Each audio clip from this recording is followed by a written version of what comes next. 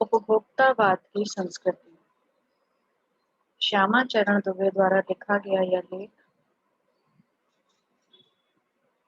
हमें ये बताता है कि किस तरह विज्ञापनों के माध्यम से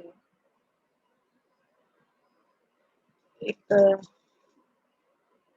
बाजारवाद को किस तरह से बढ़ावा दिया जा रहा है और जो चीजें हमारे जीवन के लिए जरूरी भी नहीं है उन्हें भी खरीदने पर मजबूर किया जाता है, प्रतिष्ठा के नाम पर, दिखावे के नाम पर, जिससे कि लोगों की अ, खर्च खर्च पे बहुत प्रेशर पड़ रहा है।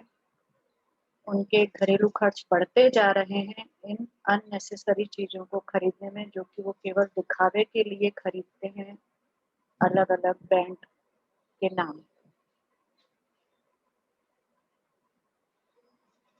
कई बार हम केवल विज्ञापनों को देखकर ही कई चीज़ें खरीद लेते हैं, जिनके बिना भी हमारा काम बहुत अच्छे से चल सकता है। लेखक कहते हैं, उपभोक्तावाद की संस्कृति निबंध बाजार की गिरफ्त में आ रहे समाज की वास्तविकता को प्रस्तुत करता है।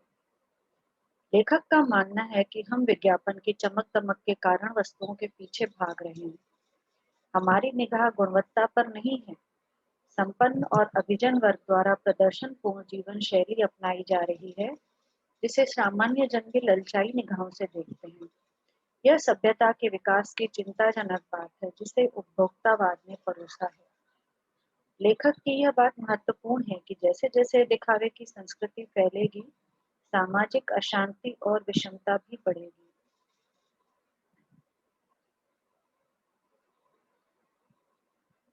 जब से विज्ञापनों की ये दुनिया आई है, तब से आपने देखा होगा कि बड़े-बड़े हीरो-हीरोइन और सेलिब्रिटीज़ जो होते हैं, वो किसी न किसी ब्रांड का विज्ञापन करते हैं।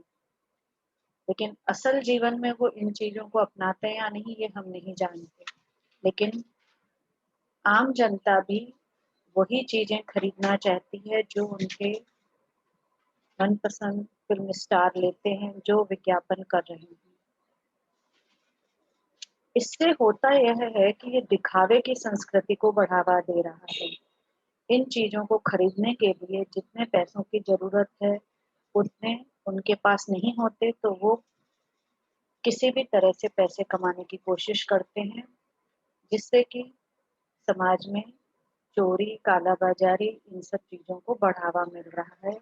लोगों में असंतोष बढ़ता है कि वो ये चीज़ें नहीं खरीद पा रहे हैं, जबकि ये जितनी भी चीज़ें होती हैं, उन सब के बिना भी अ, आदमी का काम चल सकता है, जीवन चल सकता है। लेकिन ये सब चीज़ें केवल दिखावे की होती हैं और लोगों के खर्च को बढ़ावा देने वाली होती हैं।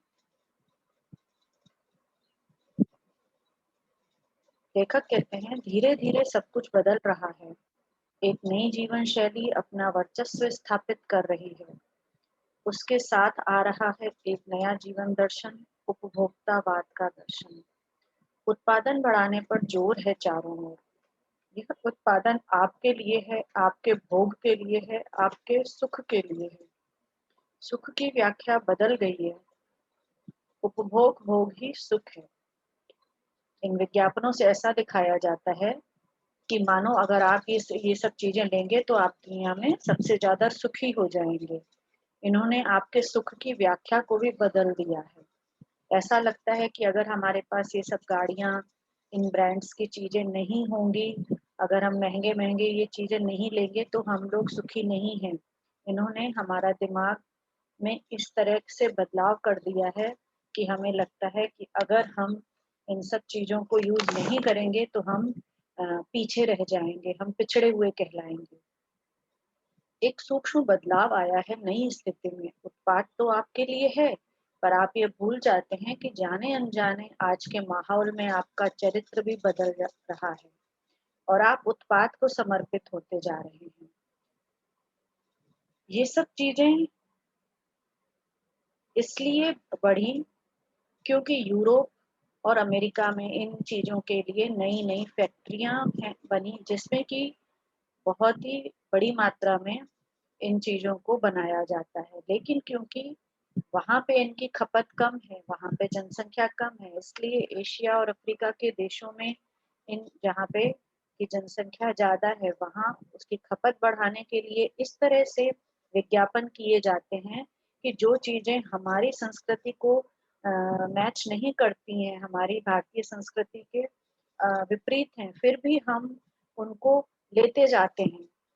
और इस तरह से भारतीय संस्कृति, भारतीय लोगों का भी चरित्र बदल रहा है क्योंकि वो इन ब्रांडेड चीज़ों को यूरोपीय संस्कृति वाली चीज़ों को भी खरीद रहे हैं, केवल विज्ञापन देखकर।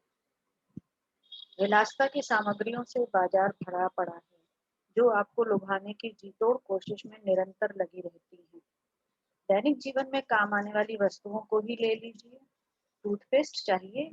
यह दांतों को मोती जैसा चमकीला बनाता है, यह मुंह की दुर्गंध हटाता है, यह मसूड़ों को मजबूत करता है, यह पूर्ण सुरक्षा देता है। वह सब करके जो 3-4 पेस्ट अलग-अलग करते हैं, किसी पेस्ट का मैजिक फॉर्मूला है, कोई बबूल या नीम के गुणों से भरपूर है, कोई ऋषि मुनियों द्वारा स्वीकृत तथा मान्य वनस्पति और खनिज तत्वों के मिश्रण से बना है। जो चाहिए चुन लीजिए। यदि पेस्ट अच्छा है तो ब्रश भी अच्छा होना चाहिए। आकार, रंग, बनावट, पहुंच और सफाई की क्षमता में अलग-अलग, एक से बढ़कर एक। मुंह की दुर्गंध से बचने के लिए माउथवॉश भी चाहिए। सूची और भी लंबी हो सकती है, पर इतनी चीजों का ही बिल काफी बड़ा हो जाएगा क्योंकि आप शायद बहुविज्ञापित और कीमती ब्रांड खरीदना ही पसंद करें। सौंदर्य प्रसाधनों की भीड़ तो चमत्कृत कर देने वाली है ना? एक छोटी सी चीज टूथपेस्ट, उसको ही इतनी तरीके के टूथपेस्ट आते हैं और उनका विज्ञापन कोई कहता है बच्चों के लिए कि ये मैजिक हो जाएगा, आपके दांत आप एकदम साफ हो जाएंगे। कोई बोलता है कि ये बबूल और नीम के गुणों से भरपूर है। कोई बोलता है इसमें खनिज तत्व है, जो कि कॉमन होता है, लेकिन उनका विज्ञापन इतने मनोहर ढंग से किया जाता है कि आप एक खास ब्रांड की ही चीजों को यूज करना चाहते हैं क्योंकि आपका फेवरेट सेलिब्रिटी उसको ऐड कर रहा है। फिर एक माउथ वॉश भी अ, जो कि हमारी संस्कृति के लिए, भारतीयों के लिए कभी भी ज़रूरी नहीं था, लेकिन फिर भी उसको इस तरह से उसका विज्ञापन किया गया कि अगर आपके मुँह मुँह में दुर्गंध है, अगर आपको एक अच्छी नौकरी चाहिए या आपको किसी से दोस्ती करनी है, तो आपको माउथ वॉश यूज़ करना ही चाहिए।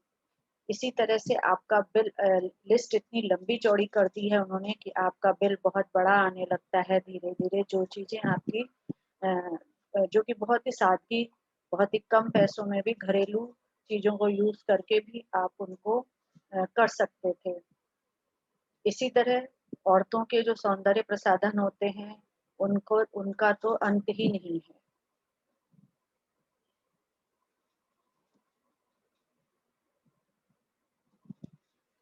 हर माह उसमें नए-नए उत्पाद जुड़ते जाते हैं। साबुन ही देखिए, एक में हल्की खुशबू है, दूसरे में तेज।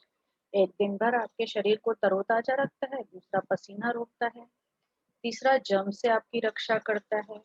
यह लीजिए सिने स्टार के सौंदर्य का रहस्य, उनका मनपसंद साबुन। आपकी मनपसंद हीरोइनें इस तरह से अब साबुन का विज्ञापन करती हैं कि उनके सुंदरता का यही राज है, ये साबुन ही उनकी सुंदरता का राज है। पर ये आप भी जानते हैं कि किसी कोई भी साबुन यूज़ करने से कोई सुंदर नहीं हो जाता है और ना ही आपके फेवरेट हीरो-हीरोइन उन साबुनों का अपनी ज़िंदगी में यूज़ भी करते हैं, लेकिन फिर भी हम उन विज्ञापनों को देखकर वही साबुन खरीद ले आते हैं। सच्चाई का अर्थ समझना चाहते हैं, ये वाला साबुन लीजिए। शरीर को पवित्र रखना चाहते हैं, यह लीजिए। शुद्ध गंगा जल में बनी साबुन। सोचिए ऐसा कभी हो सकता है? फिर भी ये लोग इस तरह के विज्ञापन करते हैं और हम लोग उनको खरीदते भी हैं। चमड़ी को नर्म रखने के लिए यह लीजिए। महंगी है पर आपके सौंदर्य में निखार ला देगी। संभ्रांत महिलाओं की ड्रेसिंग टेबल पर 30-30 हजार की सौंदर्य सामग्री होना तो मामूली बात है। पेरिस से परफ्यूम मंगाइए, इतना ही और खर्च हो जाएगा। ये प्रतिष्ठा के चिन्ह है, समाज में आपकी हैसियत जताते हैं। पुरुष भी इस दौड़ में पीछे नहीं है। पहले उनका काम साबुन और तेल से चल जाता था, आफ्टर शेव और कोलोन बाद में आए। अब तो इस सूची में दर्जन 2 दर्जन चीजें और जुड़ गई हैं। पहले सिंपल जो शेव बनाते थे, दाढ़ी बनाने का काम होता था, साबुन से ही बना ली जाती थी और फिटकरी या तेल लगा दिया जाता था। लेकिन अब तो आफ्टर शेव लोशन, कोलोन और पता नहीं क्या-क्या पुरुषों को भी महिलाओं की तरह विज्ञापनों से आकर्षित करने का कारोबार चल रहा है। छोड़िए इस सामग्री को, वस्तु और परिधान की दुनिया में आइए। जगह-जगह बुटीक खुल गए हैं, नए-नए डिजाइन के परिधान बाजार में आ गए हैं। ये ट्रेंडिंग है और महंगे भी। पिछले वर्ष के फैशन इस वर्ष शर्म की बात है ना? केवल ये सब छोटी-छोटी चीजें ही नहीं, अब तो कपड़े भी ब्रांडेड होते हैं।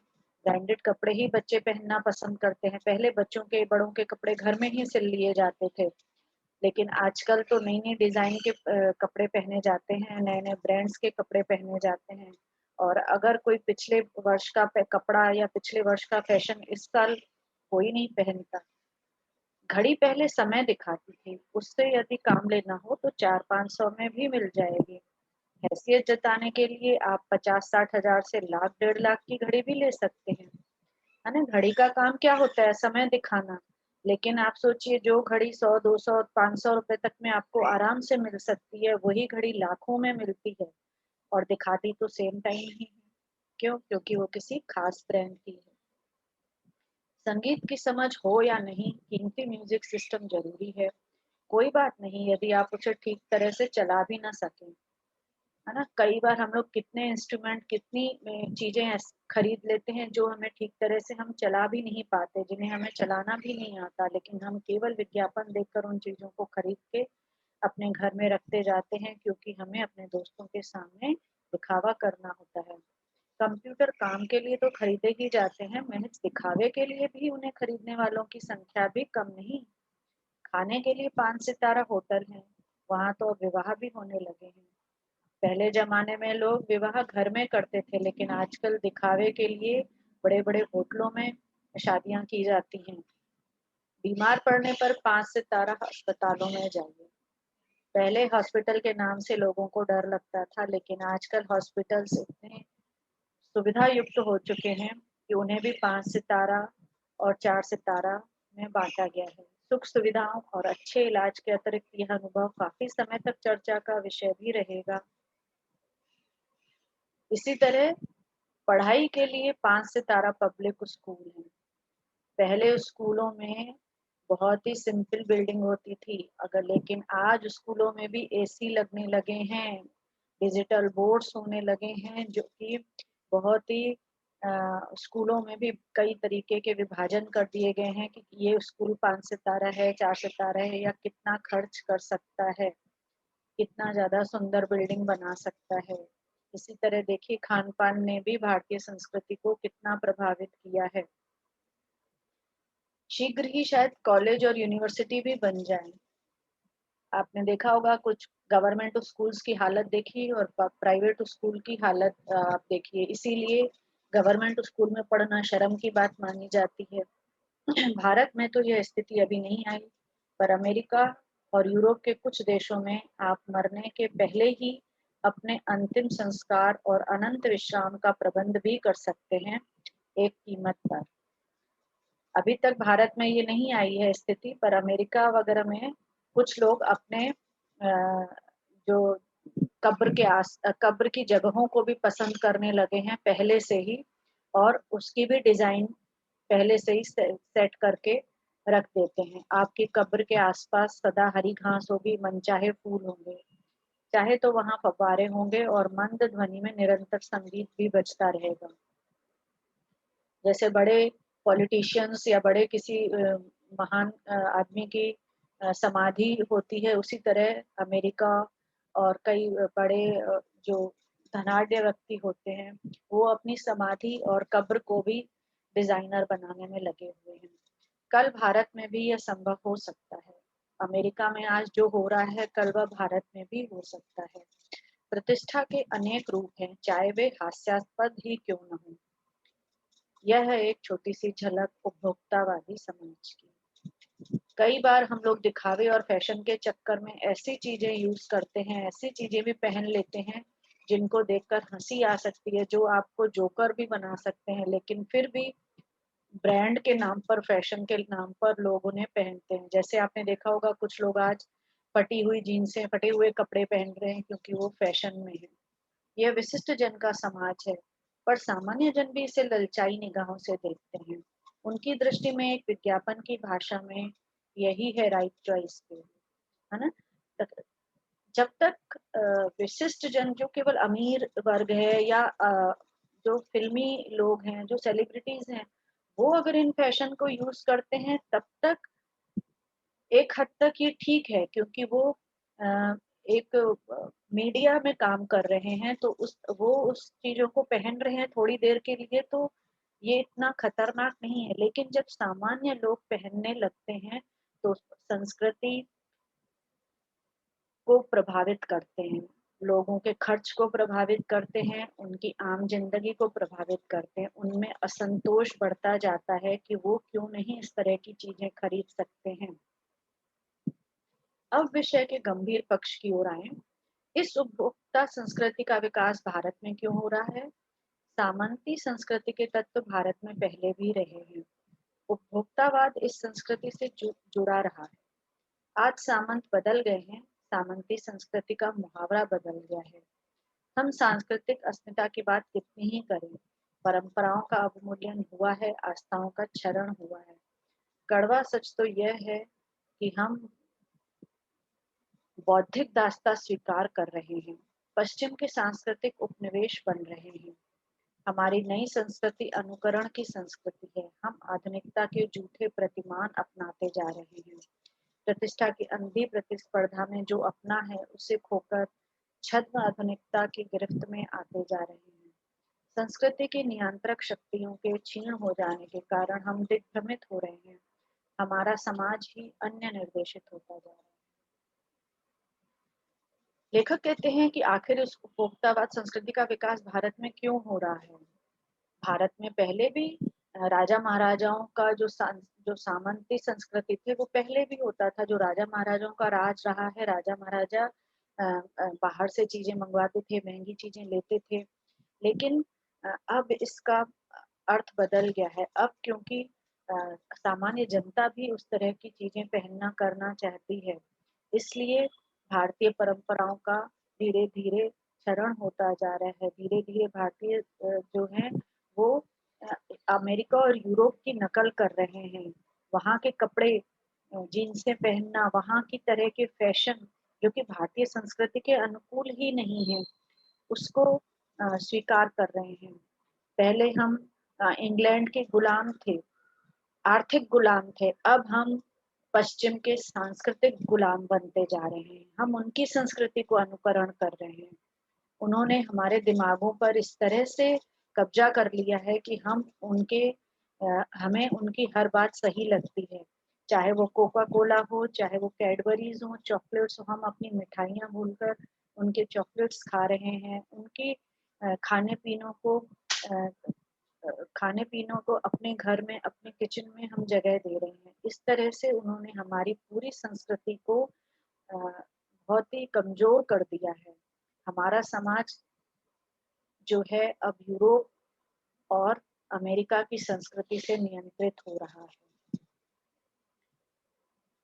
जो मैगी कभी भी, जिसके बारे में बोला गया कि ये बहुत ही खराब है, लेकिन इतना इतना उसके विरोध में बोले जाने पर भी लोगों ने, बच्चों ने मैगी खाना नहीं छोड़ा और मैगी खाना शान की बात समझते हैं। और उसको उन्हें ऐसा लगता है कि अगर वो मैगी खाते हैं तो वो कोई बहुत अच्छा काम कर रहे हैं, बहुत आधुनिक हैं, वो मैगी खा रहे हैं। तो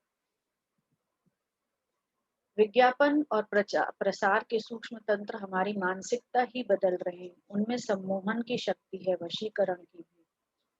ऐसा इसलिए कहा जाता है कि देखिए, आप ये विज्ञापन हर 5-10 मिनट में वही विज्ञापन आते हैं। आप क्रिकेट मैच देखिए, हर 10 मिनट में, हर 5 मिनट में वही वही विज्ञापन आते हैं। इस प्रकार आप अगर 1 या 2 घंटा कोई चीज देख रहे हैं, उसके बीच में 10-15 बार आपने एक विज्ञापन देख लिया, तो वो आपके सूक्ष्म मानसिकता में चला जाता है, जिसे कि हम कहते हैं अनकॉन्शियस माइंड में। क्योंकि अगर कोई एक ही चीज बार बार रिपीट होती है तो अनकॉन्शियस माइंड में वो अच्छी तरह से बैठ जाती है। इस तरह से ऐसा लगता है कि जैसे इन विज्ञापनों ने हमें सम्मोहित कर लिया है, हमें वशीकरण कोई कर दिया है। इसीलिए क्योंकि हम बार-बार जो चीज़ें देखते हैं, हम जब बाज़ार जाते हैं तो हम ऑटोमेटिकली वही चीज़ें खरीद कर ले आते हैं जिनका विज्ञापन सबसे ज़्यादा बार किया जाता है। अंततः इस संस्कृति के फैलाव का परिणाम क्या होगा? यह गंभीर चिंता का विषय है। हमारे सीमित संसाधनों का घोर अपव्यय हो रहा है।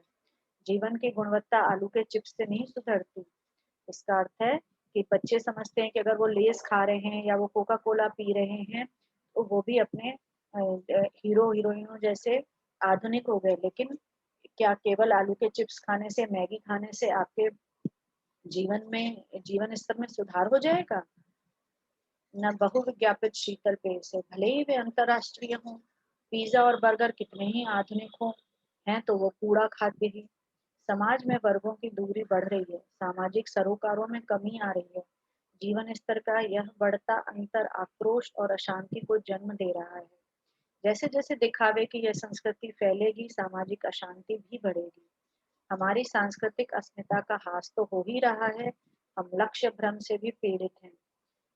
जो बच्चों को जिस समय पढ़ना चाहिए, लिखना चाहिए, उसमें हम ये सब विज्ञापन देखकर हमें लगता है हम घूमने कहीं निकल जाएँ, हम एक खास तरह की कोका कोला हाथ में लेकर घूमने निकल गए और हमने अपने डर पे जीत पा ली।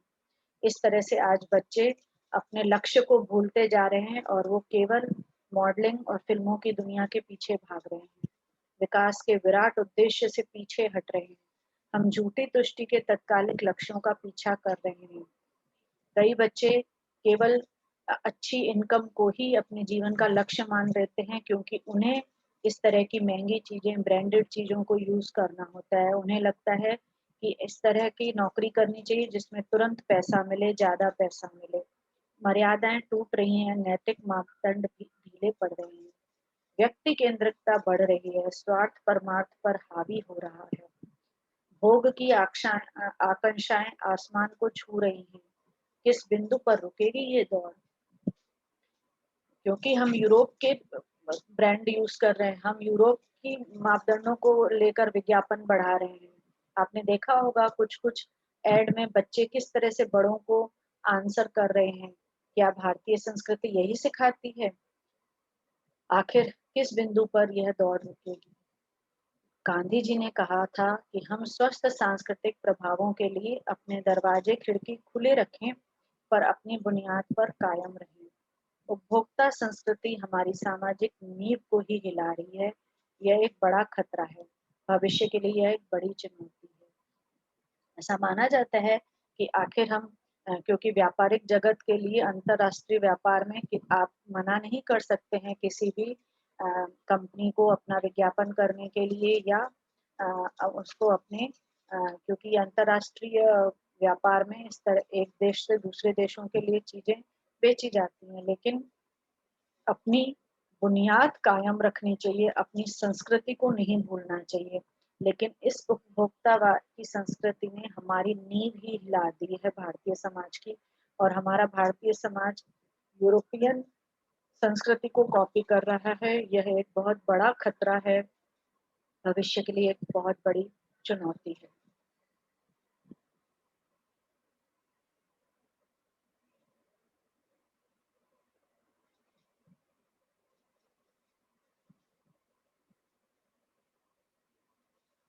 इसके साथ ही ये लेख यहाँ पे समाप्त होता है। Thank you for watching this video.